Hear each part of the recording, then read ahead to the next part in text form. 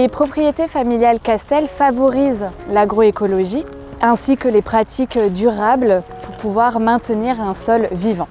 L'objectif est de développer un microcosme, un écosystème sain, en soutenant la macro, la microfaune ainsi que la rhizosphère essentielle à la vigne. Depuis quelques années maintenant, nous semons en interrang de vignes des couverts végétaux selon les besoins et les problématiques de chaque propriété. Alors ces semis, qui sont des espèces de légumineuses, de graminées ou bien de crucifères, permettent, selon les objectifs, de fixer l'azote atmosphérique, de la restituer au sol, de gagner de la matière organique, de structurer le sol, de maintenir une portance, de limiter également l'érosion. Certaines espèces permettent également d'avoir un effet allélopathique, c'est-à-dire de lutter contre certaines adventices, certaines mauvaises herbes. Et enfin, cette liste n'est pas exhaustive, les engrais verts nous permettent d'obtenir une biodiversité à la fois aérienne et souterraine.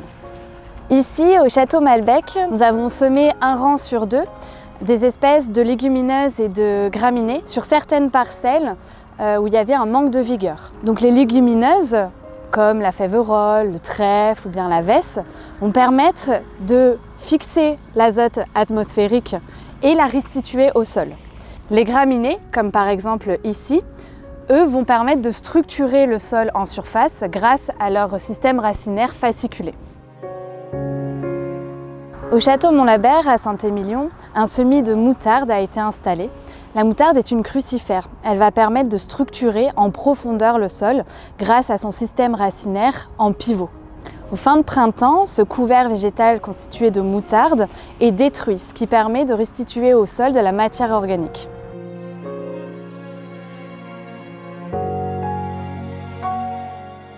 Sur des coteaux plus argileux, comme au château Goélanne en Entre-deux-Mers, des semis de graminées et de légumineuses ont été installés afin de gagner en portance et de limiter l'érosion après de fortes pluies.